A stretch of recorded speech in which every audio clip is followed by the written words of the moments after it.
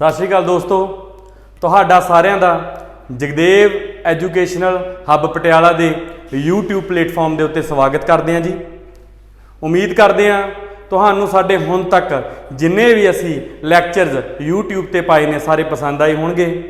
उसे लड़ी नू अगे वधाउंदे होए असी अज पॉलिटी दे कॉन्स्टिट्यूशन भाग दे विचों पहला जो चैप्टर है वो शुरू करन जा रहे हैं।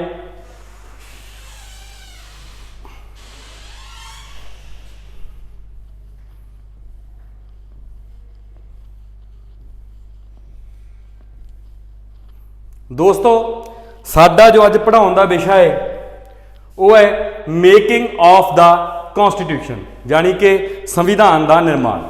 दोस्तों यह संविधान दे विचों एक टॉपिक है। सब तो पहला असी किसी भी विषय के बारे जो पढ़ते हैं तो सानू उस विषय बारे साड़ी आम समझ है जो वो होनी चाहिए है। असी संविधान के बारे पहला आम तरीके नाल समझां कि संविधान है कि। दोस्तों जिवें एक शरीर वास्ते साह की बहुत ज़्यादा लोड़ होंदी है, उस तरह भारत दे विच भारत की शासन प्रणाली नूं चलाउण वास्ते, यानी कि भारत की शरीर रूपी शासन प्रणाली नूं चलाउण वास्ते संविधान रूपी साह की लोड़ है। यानी कि संविधान एक अजिहा दस्तावेज है जो भारत की शासन प्रणाली नूं, भारत नूं शासित कर रहे जो शासक ने उन्हां दी जो पावरां ने उन्हां नूं किस तरह सीमाबद्ध करना, उन्हां दे की पावरां रहणगियां, उन्हां दी पावरां दे उपर किस किस तरह की रेगूलेशनस नेगियां, वो सारियां साडे कित्थे लिखियां होईयां ने, संविधान दे विच लिखियां होईयां ने। उस तो बिना जिन्ने भी एक्ट्स बनदे ने उन्हां नूं मापण दी जिहड़ी कसौटी है वो साडा भारती संविधान है दोस्तों। तो उस संविधान दे विचों असीं जो साडा पहला अध्याय है उत्थों स्टार्ट कर रहे हैं, जिन्हों कहते हैं जी making of the constitution, basically making of the Indian constitution. दोस्तों भारतीय संविधान एक बड़ा ही जेकर गल करिए इस दे नाल इतिहासक तत्थां दे नाल लोकां दे जज्बात जुड़े हुए हैं। यह संविधान है जिहड़ा बड़ा जेकर कहिए सौखा नहीं मिलिया, इस दे पिछे बहुत बड़ियां ट्रैजडीज़ ने, बहुत इस दे पिछे फैक्ट्स ने जिन्होंने असी कोशिश करांगे, जिन्हों का असी कुछ भाग कोशिश करांगे जिन्ना असी कवर कर सकते हुए साडे इस लैक्चर दे विच करांगे। दोस्तों 1895 दे विच श्री बाल गंगाधर तिलक, श्री बाल गंगाधर तिलक ने 1895 दे विच पहली बार जो स्वराज बिल सी ना, स्वराज बिल दे विच भारतीय संविधान की मंग नूं पेश किया। इसे करके इस बिल नूं the constitution of India bill 1895 कहा जाता। इसे करके इस बिल नूं the constitution of India bill 1895 कहा जाता। ते नाल ही एक पहला जिहा बिल सीगा जिस दे विच भारतीयां दे मौलिक अधिकारां दी गल की गई, यानी कि भारत दे विच पहली बार मौलिक अधिकारां दी गल है जो इस बिल के द्वारा की गई। हुण यानी कि इत्थों 4 क्वेश्चन निकलदे आ भी पहली बार संविधान की गल किसने की, बाल गंगाधर तिलक ने की, किहड़े सन दे विच कीती, 1895 दे विच कीती, किहड़े बिल दे विच कीती, स्वराज बिल दे विच कीती। The constitution of India bill 1895 किस नूं कहा जाता, स्वराज बिल नूं कहा जाता। ते भारत दे विच मौलिक अधिकारां दी गल पहली बार कदों की गई, स्वराज बिल दे विच की गई। उस तो बाद दोस्तों MN रॉय होए ने, बड़ी ही जेकर गल करिए बड़ी शख्सियत सन MN रॉय जी। MN रॉय ने पहली बार विचार पेश किया, किस चीज़ का विचार पेश किया, संविधान सभा का। दोस्तों संविधान ते संविधान सभा दोवें वखरियां वखरियां चीज़ां ने। संविधान वो दस्तावेज है जिस दे बारे असी मतलब लैक्चर के पहले जो स्टार्ट होने सर असी उस दे बारे डिस्कस किया भी संविधान है जो एक अजिहा दस्तावेज आ जो साडे देश के शासन की रूपरेखा सिरजदा है, किस तरह साडा शासन चलूगा, ठीक है, सारा कुछ संविधान दे विच है। तो संविधान सभा वह सभा है जिसने इस संविधान की रचना की।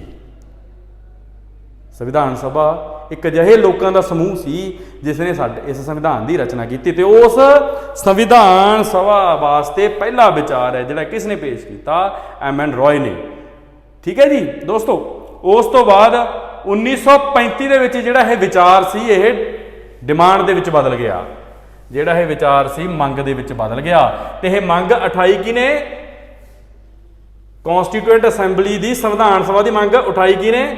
ਤਾਂ ਇਹ ਮੰਗ ਉਠਾਈ ਭਾਰਤੀ ਰਾਸ਼ਟਰੀ ਕਾਂਗਰਸ ਨੇ, ਇੰਡੀਅਨ ਨੈਸ਼ਨਲ ਕਾਂਗਰਸ ਨੇ ਇਹ ਮੰਗ ਸੀ ਜੋ ਦੋਸਤੋ ਉਠਾਈ।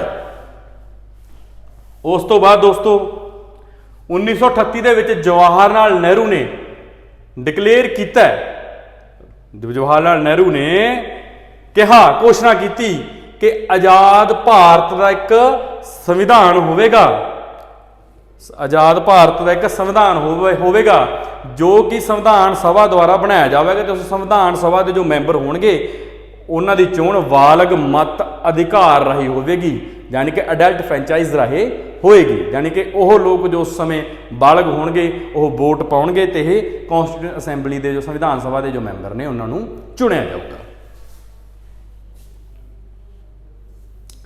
1940 ਦੇ ਵਿੱਚ ਦੋਸਤੋ ਅਗਸਤ ਆਫਰ ਆਉਂਦਾ, ਲੋਲੀਪੌਪ ਆਉਂਦਾ ਜੀ, ਇੱਕ ਲੋਲੀਪੌਪ ਆਉਂਦਾ ਹੈ ਕਿਉਂਕਿ ਵਰਲਡ ਵਾਰ ਦਾ ਸਮਾਂ ਸੀਗਾ।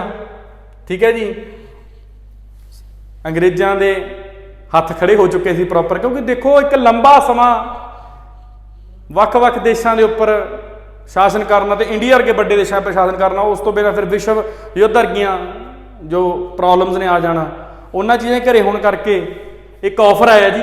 ਉਸ ਆਫਰ ਦੇ ਵਿੱਚ ਕਿਹਾ ਜਾਂਦਾ ਹੈ ਕਿ ਭਾਰਤ ਨੂੰ ਸੰਵਿਧਾਨ ਬਣਾਉਣ ਦਾ ਮੌਕਾ ਦਿੱਤਾ ਜਦੋਂ ਭਾਰਤ ਨੂੰ ਆਜ਼ਾਦੀ ਦੇ ਗੱਲਾਂ ਹੋਣ ਲੱਗੀਆਂ। ਕਿਸ ਦੇ ਵਿੱਚ ਹੋਣ ਲੱਗੀਆਂ? ਅਗਸਤ ਆਫਰ ਦੇ ਵਿੱਚ ਹੋਣ ਲੱਗੀਆਂ। ਤੇ 1942 ਦੇ ਵਿੱਚ ਸਰ ਸਟੇਫੋਰਡ ਕ੍ਰਿਪਸ ਨੇ ਦੂਜੇ ਵਿਸ਼ਵ ਯੁੱਧ ਤੋਂ ਬਾਅਦ ਅਪਣਾਏ ਜਾਣ ਵਾਲੇ ਇੱਕ ਸੁਤੰਤਰ ਸੰਵਿਧਾਨ ਦੇ ਨਿਰਮਾਣ ਬਾਰੇ ਇੱਕ ਡਰਾਫਟ ਪ੍ਰਸਤਾਵ ਭਾਰਤ ਵਿੱਚ ਲੈ ਕੇ ਆਏ। ਇਹ ਜਨਾਬ ਨੇ ਜੋ ਸਰ ਸਟੇਫੋਰਡ ਕ੍ਰਿਪਸ 1942 ਦੇ ਵਿੱਚ ਦੂਜੇ ਯੁੱਧ ਦੇ ਖਤਮ ਹੋਣ ਤੋਂ ਬਾਅਦ ਜੋ ਸੰਵਿਧਾਨ ਬਣਨਾ ਉਹ ਕਿਸ ਤਰ੍ਹਾਂ ਬਣੂ, ਉਹਦੀ ਕਿਸ ਤਰ੍ਹਾਂ ਦੀ ਅਸੈਂਬਲੀ, ਉਸ ਦਾ ਇੱਕ ਡਰਾਫਟ ਪ੍ਰਪੋਜ਼ਲ ਹੈ ਜੋ ਉਹ ਲੈ ਕੇ ਆਏ। ਮੁਸਲਿਮ ਲੀਗ ਨੇ ਇਸ ਪ੍ਰਪੋਜ਼ਲ ਨੂੰ ਰੱਦ ਕਰ ਦਿੱਤਾ, ਰਿਜੈਕਟ ਕਰ ਦਿੱਤਾ। ਕਿਉਂਕਿ ਦੋਸਤੋ ਮੁਸਲਿਮ ਲੀਗ ਚਾਹੁੰਦਾ ਸੀ ਕਿ ਦੋ ਸਟੇਟਸ ਹੋਣ, ਮੁਸਲਿਮ ਆਪਦਾ ਇੱਕ ਵੱਖਰਾ ਰਾਜ ਚਾਹੁੰਦੇ ਸੀ। ਜਿਸ ਤਰ੍ਹਾਂ ਹੁਣ ਵੀ ਦੇਖੋ ਆਪਾਂ ਕਹਿ ਦਿੰਦੇ ਹਾਂ union of India, union of India ਇੱਕ ਬਹੁਤ ਵੱਡੀ ਜੇ ਯੂਨੀਅਨ ਹੈ ਜੀ ਵੱਖ-ਵੱਖ ਸਟੇਟਸ ਦੀ, ਵੱਖ-ਵੱਖ ਤਰ੍ਹਾਂ ਦੇ ਕਲਚਰ ਇੱਥੇ ਹੈਗੇ ਆ, ਵੱਖ-ਵੱਖ ਤਰ੍ਹਾਂ ਦੇ ਧਰਮ ਇੱਥੇ ਹੈਗੇ ਆ। ਅੱਜ ਵੀ ਦੇਖੋ ਇੱਥੇ ਜੇਕਰ ਦੇਖੀਏ ਵੱਖਰੇ ਰਾਜਾਂ ਦੀਆਂ ਮੰਗਾਂ ਹੈਗੀਆਂ ਨੇ, ਉਸ ਸਮੇਂ ਵੀ ਹੈਗੀਆਂ ਸੀ। ਭਾਰਤ ਦੀ ਜੋ ਕਾਂਗਰਸ ਸੀ ਉਹ ਇੱਕ ਰਾਜ ਦੀ ਮੰਗ ਤੇ ਅੜੀ ਹੋਈ ਸੀ, ਜਦ ਕਿ ਮੁਸਲਿਮ ਸਟੇਟ ਹੀ ਕਹਿੰਦੀ ਸੀ ਵੀ ਸਾਨੂੰ ਮੁਸਲਮਾਨ ਦੇ ਜਿਹੜੇ ਹੱਕ ਨੇ ਉਹਨਾਂ ਨੂੰ ਸਾਨੂੰ ਵਾਂਝੇ ਨਾ ਰੱਖਿਆ ਜਾਵੇ ਤੇ ਸਾਨੂੰ ਇੱਕ ਵੱਖਰੀ ਸਟੇਟ ਦਿੱਤੀ ਜਾਵੇ। ਇਸ ਕਰਕੇ ਉਹਨਾਂ ਨੇ ਇਸ ਪ੍ਰਪੋਜ਼ਲ ਨੂੰ ਰੱਦ ਕਰਤਾ। ਫਿਰ 1946 ਦੇ ਵਿੱਚ ਇੱਕ ਕੈਬਨਿਟ ਕਮਿਸ਼ਨ ਆਉਂਦਾ ਦੋਸਤੋ, ਕੈਬਨਿਟ ਕਮਿਸ਼ਨ ਆਉਂਦਾ। ਸਭ ਤੋਂ ਪਹਿਲਾਂ ਜਿਹੜਾ ਕੁਐਸਚਨ ਬਣਦਾ ਇਹਦੇ ਮੈਂਬਰ ਨੇ ਜੋ ਪੁੱਛ ਲਏ ਜਾਂਦੇ ਨੇ। ਠੀਕ ਹੈ ਜੀ, ਜਿਵੇਂ ਇਹਦੇ ਵਿੱਚ ਜਿਹੜੇ ਮੈਂਬਰ ਨੇ ਇਹਦੇ ਦੇਖੋ ਜੀ, ਲਾਰਡ ਮਾਊਂਟਬੈਟਨ ਹੋ ਗਿਆ ਜੀ, ਠੀਕ ਹੈ ਜੀ, ਤੇ ਸੌਰੀ ਇਸਦੇ ਜਦੋਂ ਜਿਹੜੇ ਮੈਂਬਰ ਨੇਗੇ ਜੀ ਉਹਨਾਂ ਦੇ ਵਿੱਚ ਹੈਗੇ ਨੇ ਜੀ ਨਾਮ ਪੈਥਿਕ ਲਾਰੈਂਸ, ਸਟੇਫੋਰਡ ਕ੍ਰਿਪਸ ਤੇ ਏਵੀ ਅਲੈਗਜ਼ੈਂਡਰ, ਤਿੰਨ ਮੈਂਬਰ ਸੀ ਜੀ ਇਸ ਕਮਿਸ਼ਨ ਦੇ। ਤਿੰਨ ਮੈਂਬਰ ਸੀਗੇ, ਕੀ ਨਾਮ ਸੀਗੇ? ਪੈਥਿਕ ਲਾਰੈਂਸ, ਸਟੇਫੋਰਡ ਕ੍ਰਿਪਸ ਤੇ ਏਵੀ ਅਲੈਗਜ਼ੈਂਡਰ। ਇਹ ਜਿਹੜਾ ਕਮਿਸ਼ਨ ਹੈ ਇਹਦਾ ਬੇਸਿਕਲੀ ਏਮ ਕੀ ਸੀਗਾ? ਇਹਦਾ ਏਮ ਸੀਗਾ ਕਿਸ ਤਰ੍ਹਾਂ ਦੀ ਜਿਹੜੀ ਕੌਂਸਟੀਟਿਊਟ ਅਸੈਂਬਲੀ ਹੈ ਉਹਦੇ ਦੁਆਰਾ ਉਹਨਾਂ ਨੂੰ ਜਾਂ ਉਹਦੇ ਦੁਆਰਾ ਜੋ ਬਣਾਏ ਗਏ ਜੋ ਵੀ ਕਾਰਜ ਪ੍ਰਣਾਲੀ ਬਣਾਈ ਜਾਊ ਉਸ ਦੇ ਵਿੱਚ ਭਾਰਤ ਦੀਆਂ ਜੋ ਬ੍ਰਿਟਿਸ਼ ਭਾਰਤ ਸੀਗਾ ਉਸ ਟਾਈਮ ਉਹਦੀਆਂ ਪਾਵਰਾਂ ਜਿਹੜੇ ਇੰਡੀਆ ਦੇ ਵਿੱਚ ਉਸ ਸਮੇਂ ਜੋ ਰਾਜਸੀ ਤਾਕਤ ਉੱਠ ਰਹੀ ਸੀ, ਚਾਹੇ ਉਹ ਨੈਸ਼ਨਲ ਕਾਂਗਰਸ ਹੈ, ਇੰਡੀਅਨ ਨੈਸ਼ਨਲ ਕਾਂਗਰਸ ਹੈ, ਚਾਹੇ ਉਹ ਮੁਸਲਿਮ ਲੀਗ ਆ, ਉਹਨਾਂ ਨੂੰ ਉਹ ਜਿਹੜੀ ਪਾਵਰ ਹੈ ਬ੍ਰਿਟਿਸ਼ ਭਾਰਤ ਕੋਲ ਜੋ ਉਸ ਟਾਈਮ ਪ੍ਰਭੂ ਸੱਤਾ ਸੀ ਜਾਂ ਉਸ ਟਾਈਮ ਦੀ ਸੱਤਾ ਸੀ ਉਹ ਕਿਸ ਤਰ੍ਹਾਂ ਸੌਂਪਣੀ ਆ। ਦੇਖੋ ਦੋਸਤੋ, ਅੱਜ ਜੇਕਰ ਅਸੀਂ ਇੱਕ ਪਲਾਟ ਦੀ ਰਜਿਸਟਰੀ ਕਰਾਉਣੀ ਹੋਵੇ, ਪਲਾਟ ਦੀ ਰਜਿਸਟਰੀ ਕਰਾਉਣ ਵਾਸਤੇ ਸਾਨੂੰ ਇੱਕ ਲੰਬਾ ਸਮਾਂ ਲੱਗ ਜਾਂਦਾ, ਬੜੇ ਪੈਸੇ ਇਕੱਠੇ ਕਰਨੇ, ਫਿਰ ਉੱਥੇ ਤਹਿਸੀਲਦਾਰ ਦੇ ਜਾਓ। ਹੁਣ ਇੱਥੇ ਦੇ ਇੱਕ ਦੇਸ਼ ਨੂੰ ਇੱਕ ਹੱਥ ਤੋਂ ਦੂਜੇ ਹੱਥ ਦੇ ਵਿੱਚ ਸੌਂਪਣਾ, ਤੇ ਬੜਾ ਵੱਡਾ ਇਹ ਇੱਕ ਦਾਰਮਦਾਸ ਸੀਗਾ ਉਹਨਾਂ ਦੇ ਉੱਪਰ, ਤੇ ਉਸ ਦੇ ਵਾਸਤੇ ਇਹ ਕਮਿਸ਼ਨ ਬਣਿਆ। ਠੀਕ ਹੈ ਜੀ। ਇਨੀਸ਼ੀਅਲ ਡੇ ਦੇ ਵਿੱਚ 1946 ਦੇ ਵਿੱਚ ਜਦੋਂ ਕਮਿਸ਼ਨ ਆਇਆ, ਇਹ ਮੁਸਲਿਮਸ ਨੂੰ ਸੈਟਿਸਫਾਈਡ ਕਰਨ ਦੇ ਵਿੱਚ ਕਾਮਯਾਬ ਰਿਹਾ, ਪਰ ਹੌਲੀ ਹੌਲੀ ਮੁਸਲਿਮ ਆਪਦੀ ਮੰਗ ਤੇ ਅੜੇ ਰਹੇ, ਕਾਂਗਰਸ ਆਪਦੀ ਮੰਗ ਤੇ ਅੜੀ ਰਹੀ। ਪਹਿਲਾਂ ਇਸ ਕਮਿਸ਼ਨ ਦੇ ਵਿੱਚ ਗੱਲਾਂ ਹੋਈਆਂ ਕਿ ਭਾਰਤ ਨੂੰ 3 ਭਾਗਾਂ ਦੇ ਵਿੱਚ ਵੰਡਿਆ ਜਾਊਗਾ। 2 ਭਾਗ ਨੇਗੇ ਜਿਹੜੇ, ਠੀਕ ਹੈ, 3 ਭਾਗ, ਪਾਰਟ ਏ 'ਚ ਵੰਡਿਆ ਜਾਊਗਾ ਜੀ, ਇੱਕ ਪਾਰਟ ਬੀ ਤੇ ਪਾਰਟ ਸੀ। ਇਸ ਦੇ ਵਿੱਚ 2 ਭਾਗ ਨੇ ਜਿਹੜੇ ਮੁਸਲਮਾਨਾਂ ਨੂੰ ਦਿੱਤੇ ਜਾਣਗੇ ਜੀ, ਇੱਕ ਜਿਹੜਾ ਤੀਜਾ ਭਾਗ ਆ ਵੀ ਉਹ ਹਿੰਦੂ ਦਿੱਤਾ ਜਾਊਗਾ। ਫਿਰ ਕਾਂਗਰਸ ਅੜੀ ਹੋਈ ਸੀ ਕਿ ਅਸੀਂ ਇੱਕੋ ਹੀ ਦੇਸ਼ ਬਣਾਉਣਾ, ਤੇ ਇਹ ਗੱਲ ਸਿਰੇ ਨਾਲ ਚੜ੍ਹ ਸਕੀ। ਹੌਲੀ ਹੌਲੀ ਕਰਦੇ ਕਰਾਉਂਦੇ ਆ ਜੋ ਮੁਸਲਿਮ ਨੇ, ਜੋ ਉਹ ਇਹਨਾਂ ਦੇ ਕੌਨਫੀਡੈਂਸ ਚੋਂ ਬਾਹਰ ਹੋ ਗਏ। ਇੱਥੇ ਇੱਕ ਹੋਰ ਕੁਐਸਚਨ ਬਣਦਾ ਹੈ ਕਿ ਇਸ ਟਾਈਮ ਜੋ ਰਾਜਾ ਸੀ ਇੰਗਲੈਂਡ ਦਾ ਕੌਣ ਸੀ? ਜਾਰਜ 6ਵਾਂ ਸੀਗਾ। ਪ੍ਰਾਈਮ ਮਿਨਿਸਟਰ ਕੌਣ ਸੀ? ਕਲੇਮੈਂਟ ਐਟਲੀ ਸੀਗਾ। ਤੇ ਸੈਕਟਰੀ ਆਫ ਦਾ ਸਟੇਟ ਕੌਣ ਸੀ, ਜਿਹੜਾ ਮੈਂਬਰ ਵੀ ਸੀਗਾ? ਪੈਥਿਕ ਲਾਰੈਂਸ ਸੀਗਾ। ਕੌਣ ਸੀ ਜੀ? Pethick Lawrence.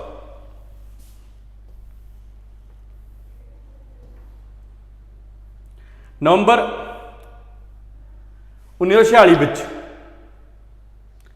ਕੈਬਨਿਟ ਮਿਸ਼ਨ ਯੋਜਨਾ ਦੁਆਰਾ ਤਿਆਰ ਕੀਤੀ ਗਈ ਯੋਜਨਾ ਦੇ ਤਹਿਤ ਸੰਵਿਧਾਨ ਸਭਾ ਦਾ ਗਠਨ ਕੀਤਾ ਗਿਆ 1946 ਨਵੰਬਰ ਦੇ ਵਿੱਚ। ਜਿਸ ਤਰ੍ਹਾਂ ਕੈਬਨਿਟ ਮਿਸ਼ਨ ਦੇ ਵਿੱਚ ਯੋਜਨਾ ਬਣਾਈ ਗਈ ਸੀ ਵੀ ਆਪਾਂ ਜੀ ਇੱਦਾਂ ਇੱਦਾਂ ਕਰਕੇ ਜੋ ਹੈ ਸੰਵਿਧਾਨ ਸਭਾ ਬਣਾਉਣੀ ਆ, ਉਸ ਤਰੀਕੇ ਦੇ ਨਾਲ ਹੂਬਹੂ ਇੱਕ ਸੰਵਿਧਾਨ ਸਭਾ ਦਾ ਗਠਨ ਕੀਤਾ ਗਿਆ। ਤੇ ਪਰ ਹੁਣ ਇੱਕ ਲੈਣ ਦਾ ਤਾਂ ਇਹ ਸਵਾਲ ਹੈ ਨਹੀਂਗਾ, ਇਹਨੂੰ ਐਕਸਪਲੇਨ ਵੀ ਕਰਨਾ ਪਊ ਵੀ ਕੀ ਉਹਦਾ ਪ੍ਰੋਸੈਸ ਸੀਗਾ। ਹੁਣ ਆਪਾਂ ਪ੍ਰੋਸੈਸ ਹੈ ਜਿਹੜਾ ਦੋਸਤੋ ਉਹ ਡਿਸਕਸ ਕਰਨਾ ਗਾ। ਦੋਸਤੋ, ਕੌਂਸਟੀਟਿਊਂਟ ਅਸੈਂਬਲੀ ਹੈ ਜਿਹੜੀ, ਉਸ ਦਾ ਹੇਠ ਲਿਖੇ ਤਰੀਕੇ ਨਾਲ ਜਿਹੜਾ ਯੋਜਨਾ ਦੇ ਪ੍ਰਬੰਧ ਕੀਤਾ ਗਿਆ। ਜਿਹੜੀ ਟੋਟਲ ਸਟਰੈਂਥ ਸੀ ਕੌਂਸਟੀਟਿਊਂਟ ਅਸੈਂਬਲੀ ਦੀ, ਉਹ ਸੀਗੀ ਜੀ 399। ਇਹਦੇ ਚੋਂ ਜਿਹੜੇ 296 ਸਟੇਟ ਸੀਗੀਆਂ ਉਹ ਕਿਹਨਾਂ ਨੂੰ ਅਲਾਟ ਕੀਤੀਆਂ ਗਈਆਂ? ਬ੍ਰਿਟਿਸ਼ ਇੰਡੀਆ ਨੂੰ। 93 ਸਟੇਟਸ ਕਿਹਨੂੰ ਦਿੱਤੀਆਂ ਗਈਆਂ? ਪ੍ਰਿੰਸਲੀ ਸਟੇਟਸ ਨੂੰ। ਠੀਕ ਹੈ ਦੋਸਤੋ, ਜਾਣੀ ਕਿ ਭਾਰਤ ਉਸ ਟਾਈਮ 2 ਭਾਗਾਂ 'ਚ ਵੰਡਿਆ ਹੋਇਆ ਸੀ। ਇੱਕ ਪਾਸੇ ਦਾ ਸੀਗਾ ਉਹ ਭਾਰਤ ਜਿਹੜਾ ਬ੍ਰਿਟਿਸ਼ ਲੋਕਾਂ ਦੇ ਅੰਡਰ ਸੀਗਾ, ਦੂਜੇ ਪਾਸੇ ਇੱਕ ਪ੍ਰਿੰਸਲੀ ਸਟੇਟ, ਜਾਣੀ ਕਿ ਦੇਸੀ ਰਿਆਸਤਾਂ ਜਿਹੜੇ ਉਹ ਇਕੱਠੇ ਹੋ ਗਏ ਨੇ। 93 ਮਤਲਬ ਵੱਖਰੀਆਂ ਹੋ ਗਈਆਂ, ਉਹਨਾਂ ਨੂੰ 93 ਸੀਟਾਂ ਦਿੱਤੀਆਂ ਗਈਆਂ। ਤੇ ਜਿਹੜਾ ਬ੍ਰਿਟਿਸ਼ ਭਾਰਤ, ਮਤਲਬ ਜਿਹੜਾ ਸਾਡਾ ਭਾਰਤ ਸੀ ਜਿਹੜਾ ਪ੍ਰੋਪਰ ਤਰੀਕੇ ਨਾਲ ਅੰਗਰੇਜ਼ਾਂ ਦੇ ਅੰਡਰ ਆਕੂਪਾਈਡ ਸੀਗਾ, ਉਹਨੂੰ 296 ਸੀਟਾਂ ਦਿੱਤੀਆਂ ਗਈਆਂ। ਜਾਣੀ ਕਿ 399 ਚੋਂ 296 ਸੀਟਾਂ ਕਿਹਨਾਂ ਨੂੰ ਮਿਲੀਆਂ? ਬ੍ਰਿਟਿਸ਼ ਇੰਡੀਆ ਨੂੰ। ਤੇ 93 ਸੀਟਾਂ ਕਿਹਨਾਂ ਨੂੰ ਮਿਲੀਆਂ? ਪ੍ਰਿੰਸਲੀ ਸਟੇਟਸ ਨੂੰ।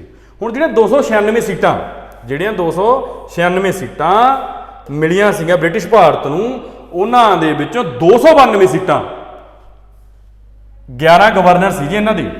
11 ਗਵਰਨਰ ਸੀਗੇ ਇਹਨਾਂ ਦੇ, 11 ਗਵਰਨਰ ਸੀ, ਉਹਨਾਂ ਦੇ ਪ੍ਰਾਂਤਾਂ ਨੂੰ ਦਿੱਤੇ ਆ। 11 ਗਵਰਨਰਾਂ ਦੇ ਪ੍ਰਾਂਤਾਂ ਨੂੰ, 11 ਗਵਰਨਰਾਂ ਨੂੰ ਜਿਹੜੇ ਪ੍ਰਾਂਤ ਦਿੱਤੇ ਹੋਏ ਸੀ, ਉਹਨਾਂ ਨੂੰ ਇਹਨਾਂ ਸੀਟਾਂ ਦੇ ਵਿੱਚੋਂ 292, ਜਾਣੀ ਕਿ 296 ਦੇ ਵਿੱਚੋਂ 292 ਸੀਟਾਂ ਨੇ ਜਿਹੜੀਆਂ ਉਹ ਦਿੱਤੀਆਂ ਗਈਆਂ। ਕਿੰਨਾਂ ਨੂੰ ਦਿੱਤੀਆਂ ਗਈਆਂ? 11 ਗਵਰਨਰਾਂ ਨੂੰ ਦਿੱਤੀਆਂ ਗਈਆਂ। ਤੇ ਬਾਕੀ ਜਿਹੜੀਆਂ 4 ਸੀਟਾਂ ਬਚ ਗਈਆਂ, ਉਹ ਵਿਚਾਰੇ ਇਹਨਾਂ ਦੇ ਚੀਫ ਕਮਿਸ਼ਨਰ ਸੀਗੇ, ਉਹਨਾਂ ਦੇ ਇੱਕ ਪ੍ਰੋਵਿੰਸ ਨੂੰ, ਜਿਹੜੇ 4 ਕਮਿਸ਼ਨਰਾਂ ਨੂੰ ਇੱਕ ਸੀਟ ਦਿੱਤੀ। 4 ਸੀਟਾਂ ਈਚ ਕਮਿਸ਼ਨਰ ਨੂੰ, ਜਾਣੀ ਕਿ ਹਰੇਕ ਕਮਿਸ਼ਨਰ ਨੂੰ ਦੇ ਦਿੱਤੀਆਂ ਗਈਆਂ। ਦੋਸਤੋ, ਮੈਨੂੰ ਲੱਗਦਾ ਇੱਥੇ ਤੱਕ ਮੇਰੇ ਸਾਰੇ ਭੈਣ ਭਰਾਵਾਂ ਨੂੰ ਕਲੀਅਰ ਹੋ ਗਿਆ ਹੋਊਗਾ। ਦੂਜੇ ਨੰਬਰ ਤੇ ਇਹਨਾਂ ਨੇ ਕਿਹਾ ਜਿਹੜੀ ਵੀ ਇਹ ਸੀਟਾਂ ਨੇ, ਇਹ 10 ਲੱਖ ਪ੍ਰਤੇਕ ਆਬਾਦੀ ਤੇ ਇੱਕ ਸੀਟ ਦਿੱਤੀ ਜਾਣੀ ਸੀ। ਮੰਨ ਲਓ ਜੇਕਰ ਉਸ ਟਾਈਮ ਉਹ ਕਹਿ ਰਹੇ ਨੇ ਵੀ 399 ਸੀਟਾਂ ਨੇ, ਤਾਂ ਜਾਣੀ ਕਿ 38-39 ਕਰੋੜ ਹੈ ਜਿਹੜੀ ਆਬਾਦੀ ਉਸ ਟਾਈਮ ਹੋਣੀ ਆ। ਉਸ ਦੇ ਪ੍ਰਪੋਰਸ਼ਨ ਦੇ ਅਕੋਰਡਿੰਗ 10 ਲੱਖ ਜੋ ਹੈਗੀ ਆ ਆਬਾਦੀ ਹੈ ਜਿਹੜੀ, ਪਰ 10 ਲੱਖ ਦੇ ਅਕੋਰਡਿੰਗ ਇੱਕ ਸੀਟ ਈਚ 10 ਲੱਖ ਤੇ ਈਚ ਮਿਲੀਅਨ ਤੇ ਸੀਟ ਦੇ ਦੇਣੀ ਸੀ ਦੋਸਤੋ। ਜਿਹੜੀ ਸੀਟ ਦੇਣੀ ਸੀ ਉਹ ਵੱਖ-ਵੱਖ ਜਿਹੜੇ ਉਸ ਟਾਈਮ ਸੈਗਮੈਂਟ ਸੀ, ਵੱਡੇ ਸੈਗਮੈਂਟ ਕਿਹੜੇ ਸੀਗੇ? ਮੁਸਲਿਮ, ਸਿੱਖ ਤੇ ਹਿੰਦੂ ਜਾਂ ਹੋਰ ਜਿਵੇਂ ਬੁੱਧ ਵਗੈਰਾ ਜਿਹੜੇ ਉਸ ਟਾਈਮ ਹੈਗੇ ਸੀ, ਉਹਨਾਂ ਦੇ ਵਿੱਚ ਉਸ ਹਿਸਾਬ ਨਾਲ ਵੰਡ ਦਿੱਤੀਆਂ ਗਈਆਂ। ਯਾਨੀ ਕਿ ਮੇਨ ਤਾਂ ਉਸ ਟਾਈਮ ਮੇਜਰ ਜਿਹੜੇ ਸੈਗਮੈਂਟ ਸੀ ਮੁਸਲਿਮ, ਸਿੱਖ ਤੇ ਹਿੰਦੂ ਸੀਗੇ, ਉਹਨਾਂ ਦੇ ਵਿੱਚ ਵੰਡ ਦਿੱਤੇ ਗਏ। ਹੁਣ ਉਦੋਂ ਇੱਕ 'ਚ ਪੰਗਾ ਇੱਕ ਹੋਰ ਪਿਆ ਵੀ ਜਾਣੀ ਕਿ ਛੋਟੇ ਲੈਵਲ ਤੇ ਵੱਖ-ਵੱਖ ਧਰਮ ਦੇ ਜਿਹੜੇ ਬੰਦੇ ਸਿੰਗਲ ਟਰਾਂਸਫਰੇਬਲ ਵੋਟ ਸਿਸਟਮ ਦੇ ਰਾਹੀਂ ਇੱਕ ਬੰਦਾ ਚੁਣਦੇ ਸੀ, ਉਹ ਬੰਦੇ ਇਕੱਠੇ ਹੋ ਕੇ ਇੱਕ ਮੈਂਬਰ ਨੂੰ ਚੁਣਦੇ ਸੀ ਕੌਂਸਟੀਟਿਊਟ ਅਸੈਂਬਲੀ ਨੂੰ। ਮੰਨ ਲਓ ਇੱਕ ਸਰਪੰਚ ਚੁਣ ਲੈਂਦੇ ਸੀਗੇ ਇੱਕ ਵੱਖਰੀ ਜੀ ਏਰੀਏ ਦਾ, ਠੀਕ ਹੈ ਨਾ, ਜੇ ਇੱਕ ਪਾਰਟੀਕੂਲਰ ਏਰੀਏ ਦਾ, ਤਾਂ ਉਹ 5 7 10 ਸਰਪੰਚ ਇਕੱਠੇ ਹੋ ਕੇ, ਠੀਕ ਹੈ ਨਾ, ਜਾਂ ਉਹਨਾਂ ਦੀ ਵੋਟਾਂ ਪੈ ਕੇ ਇੱਕ ਕੌਂਸਟੀਟਿਊਟ ਅਸੈਂਬਲੀ ਦਾ ਮੈਂਬਰ ਬਣਦਾ ਸੀਗਾ। ਜਾਣੀ ਕਿ ਇਹ ਜਿਹੜੀ ਆਪਾਂ ਕਹਿ ਦਈਏ ਵੋਟਿੰਗ ਇਨਡਾਇਰੈਕਟ ਹੋ ਗਈ। ਹੁਣ ਬੰਦਾ ਜਿਹੜਾ ਵੋਟ ਪਾ ਰਿਹਾ ਹੈ ਉਹ ਸਿੱਧਾ ਕੌਂਸਟੀਟਿਊਟ ਅਸੈਂਬਲੀ ਦੇ ਮੈਂਬਰ ਨੂੰ ਨਹੀਂ ਪਾ ਰਿਹਾ, ਉਹ ਇੱਕ ਬੰਦੇ ਨੂੰ ਪਾ ਰਿਹਾ। ਉਹ ਬੰਦੇ ਇਕੱਠੇ ਹੋ ਕੇ ਇੱਕ ਕੌਂਸਟੀਟਿਊਟ ਅਸੈਂਬਲੀ ਦਾ ਜੋ ਹੈਗਾ ਮੈਂਬਰ ਉਹਨੂੰ ਚੁਣ ਰਹੇ ਨੇ ਦੋਸਤੋ।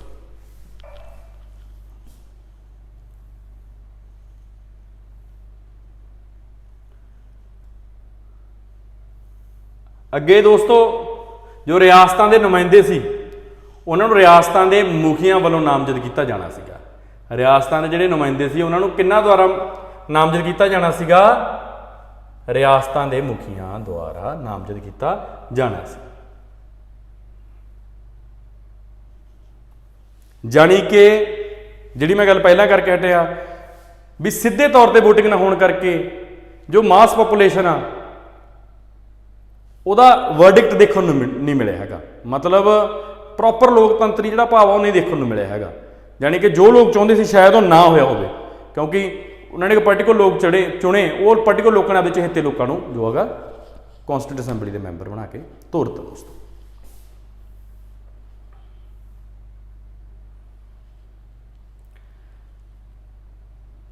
ਜਿਹਨੇ ਇਲੈਕਸ਼ਨ 296 ਸੀਟਾਂ ਦੀ ਇਹ ਜੁਲਾਈ ਅਗਸਤ 1946 ਦੇ ਵਿੱਚ ਹੋਈ, ਜਿਹਦੇ ਵਿੱਚੋਂ 208 ਸੀਟਾਂ ਕਿਹਨੇ ਜਿੱਤੀਆਂ ਦੋਸਤੋ?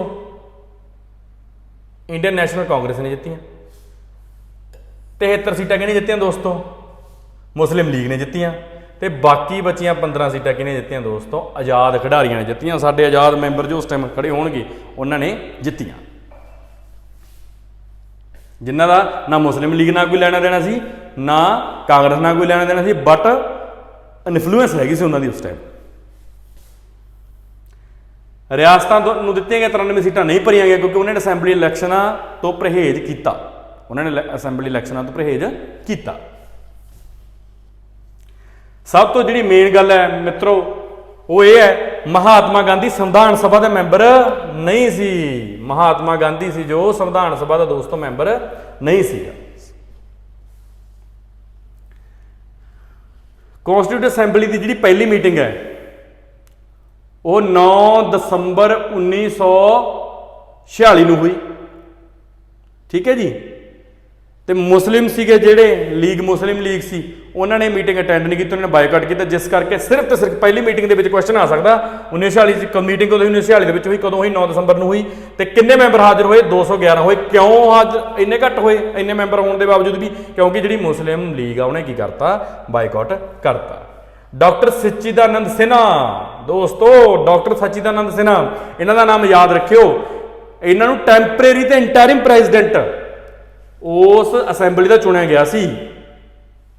ਕਿਹੜੀ ਪ੍ਰੈਕਟਿਸ ਤੇ ਚੁਣਿਆ ਗਿਆ ਸੀ? ਫ੍ਰੈਂਚ ਪ੍ਰੈਕਟਿਸ ਤੇ। ਹੁਣ ਫ੍ਰੈਂਚ ਪ੍ਰੈਕਟਿਸ ਕੀ ਹੁੰਦੀ ਆ? ਵੀ ਜਾਣੀ ਕਿ ਫ੍ਰੈਂਚ ਪ੍ਰੈਕਟਿਸ ਦੇ ਵਿੱਚ ਉਹ ਫ੍ਰੈਂਚ ਲੋਕ ਕੀ ਕਰਦੇ ਸੀਗੇ ਵੀ ਜਿਹੜਾ ਬੰਦਾ ਉਹਨਾਂ ਦਾ ਸਭ ਤੋਂ ਮੋਸਟ ਸੀਨੀਅਰ ਹੈ ਉਹਨੂੰ ਚੁਣ ਲੈਂਦੇ ਸੀਗੇ ਉਮਰ ਦੇ ਹਿਸਾਬ ਨਾਲ। ਤਾਂ ਉਹਨੇ ਡਾਕਟਰ ਸਚਿਦਾਨੰਦ ਨੂੰ ਚੁਣ ਲਿਆ। ਫਿਰ ਉਸ ਤੋਂ ਬਾਅਦ ਸਾਡੇ ਜੋ ਮਾਣਯੋਗ ਰਾਸ਼ਟਰਪਤੀ ਵੀ ਰਹੇ ਨੇ ਪਹਿਲੇ ਡਾਕਟਰ ਰਾਜਿੰਦਰ ਪ੍ਰਸਾਦ ਜੀ ਨੂੰ ਚੁਣਿਆ ਗਿਆ ਉਸ ਇੱਕ ਦਿਨ ਤੋਂ ਬਾਅਦ। ਤੇ ਇਹਦੇ ਜਿਹੜੇ ਉੱਪਰ ਆਪਾਂ ਕਹਿ ਦਈਏ ਜੋ ਡਾਕਟਰ ਰਾਜਿੰਦਰ ਪ੍ਰਸਾਦ ਤੋਂ ਬਾਅਦ ਜਿਹੜੇ HC ਮੁਖਰਜੀ ਤੇ ਕ੍ਰਿਸ਼ਨਾਮਚਾਰੀ ਇਹ ਵਾਈਸ ਪ੍ਰੈਜ਼ੀਡੈਂਟ ਬਣੇ। ਪ੍ਰੈਜ਼ੀਡੈਂਟ ਕੌਣ ਬਣੇ? ਜੋ ਸਾਡੇ ਪਹਿਲੇ ਪ੍ਰੈਜ਼ੀਡੈਂਟ ਸੀਗੇ ਡਾਕਟਰ ਰਾਜਿੰਦਰ ਪ੍ਰਸਾਦ, HC ਮੁਖਰਜੀ ਤੇ BT ਕ੍ਰਿਸ਼ਨਾਮਚਾਰੀ ਕੀ ਬਣੇ? ਵਾਈਸ ਪ੍ਰੈਜ਼ੀਡੈਂਟ ਬਣੇ। ਫਿਰ ਦੋਸਤੋ ਗੱਲ ਆਉਂਦੀ ਹੈ ਆਬਜੈਕਟਿਵ ਰੈਸੋਲੂਸ਼ਨ ਦੀ।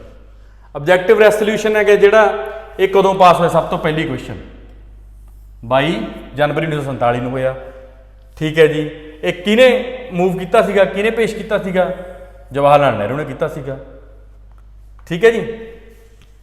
ਸਭ ਤੋਂ ਪਹਿਲਾਂ क्वेश्चन की बनता ऑब्जेक्टिव रेसोल्यूशन है जिहड़ा मूव कदों किया 13 दसंबर 1946 ਨੂੰ किहने किया जवाहर लाल नेहरू ने। ठीक है जी। तो अडोप्ट कदों होया ये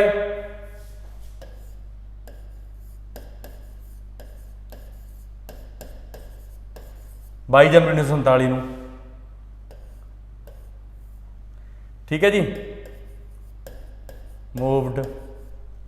मूवड बाय इतों 3 क्वेश्चन बनते इतों। उस तो बाद जी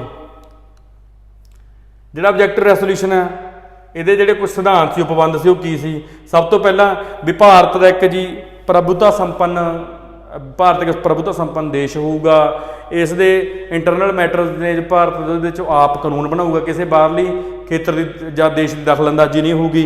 उस तो बाद जी ਜਿਹੜੀਆਂ भी पावर्स ने स्टेट ਦੀਆਂ फिक्स ਕੀਤੀਆਂ ਨੇ ਜਾਂ ਸੰਵਿਧਾਨ ਦਾ ਫਿਕਸ ਕੀਤੀਆਂ ਜਾਣਗੀਆਂ ਉਹ ਜਾਂ ਕੱਲ ਨੂੰ सिचुएशन देखते होणगियां उस हद तक जो पावर स्टेट्स को रहणगियां, प्रोविंसेस को रहणगियां, बाकी पावर संघ के कोल रहणगियां। उस तो बिना एरिया की गल भी जो फिक्स किया जाऊगा वो मतलब जिहड़ा हैगा भी अज जो स्टेट्स हैगियां ने वो रहणगियां, कल नूं जो आ सकदियां ने जां कल नूं जो रलना चाहुंदे ने वो रल सकदियां ने। उस तो बिना गल आउंदी है कि भी जिन्ने भी लोग नेगे भारत के जो नागरिक नेगे उन्हां नूं जस्टिस मिलूगा, सोशल जस्टिस, इकनोमिक जस्टिस ते पोलीटिकल। मतलब वो लोगों सोशली इक्वल रखा जाऊगा, उन्होंने समाज के बराबरता के हक होणगे। ठीक है जी। उन्होंने जिमें आप कहते भी कोई उन्होंने भेदभाव नहीं किया जाऊगा। पोलीटिकल जस्टिस के उन्होंने राजनीतिक जोड़े अदारे ने उन्होंने बराबर मौका दिता जाऊगा, राजनीतिक अदारों के बराबर मौका दिता जाऊगा। इकनोमिक जस्टिस के जिमें कोई रोजगार के मौकों के या होर जोड़े आप कह दिए भी इकनोमिकल बैनीफिट्स ने उन्होंने बराबरता दी जाऊगी। उन्होंने वास्ते चंगे चंगे ने जो आप कह दें कि प्रोग्राम बनाए जाएंगे जिन्होंने नाल वो सोशली जोड़े हैंडीकैप्ट लोग ने। सोशली हैंडीकैप्ट लोग कौन होंगे ने? सोशली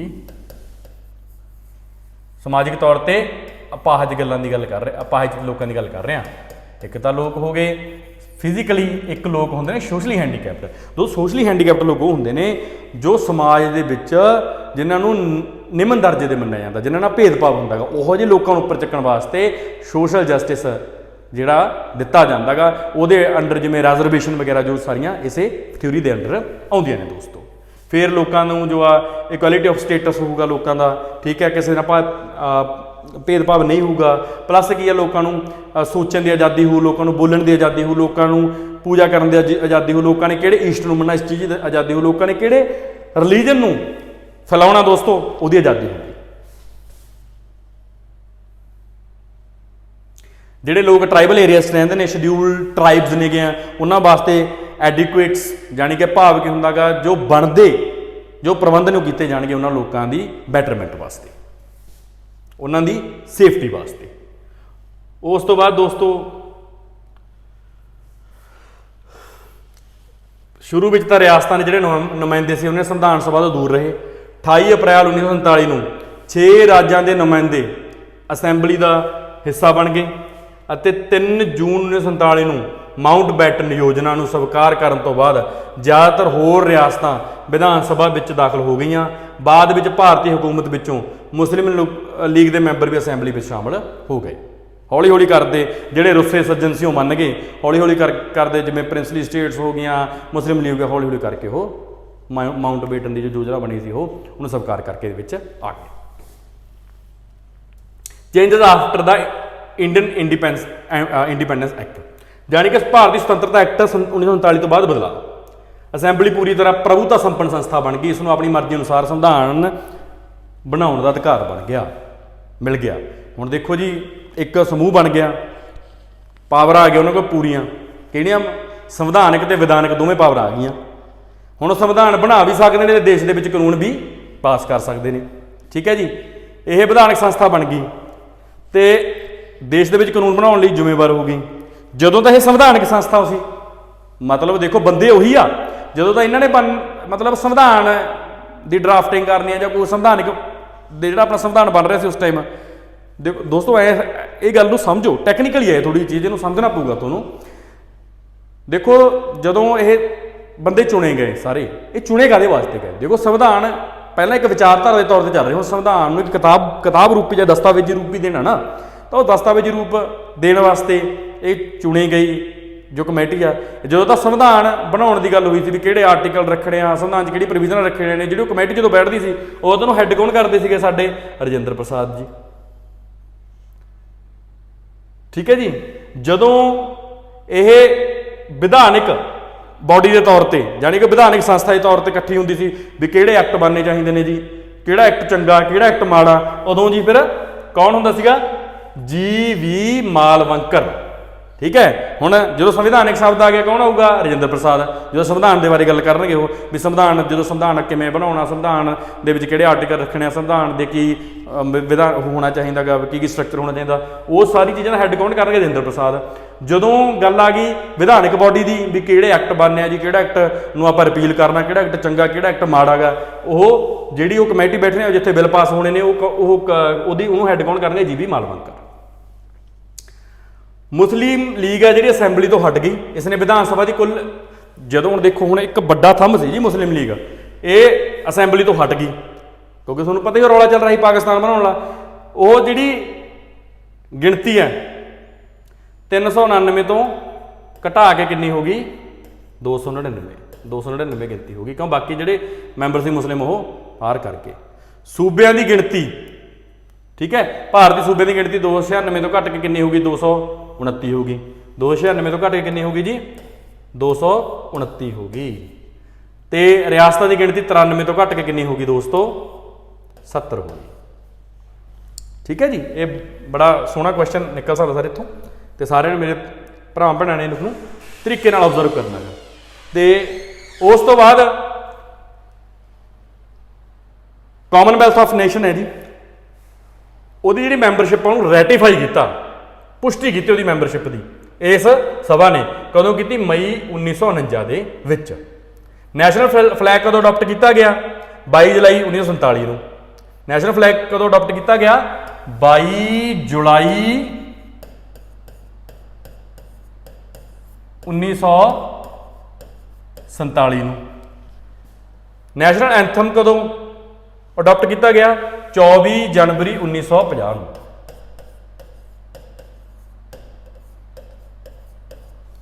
ਠੀਕ ਹੈ ਜੀ। ਨਾਲ ਹੀ ਡਾਕਟਰ ਰਜਿੰਦਰ ਪ੍ਰਸਾਦ ਪਹਿਲੇ ਸਾਡੇ ਪ੍ਰੈਜ਼ੀਡੈਂਟ ਕਦੋਂ ਬਣੇ? ਸੇਮ ਇਹੀ ਡੇਟ ਨੂੰ, 24 ਜਨਵਰੀ 1950।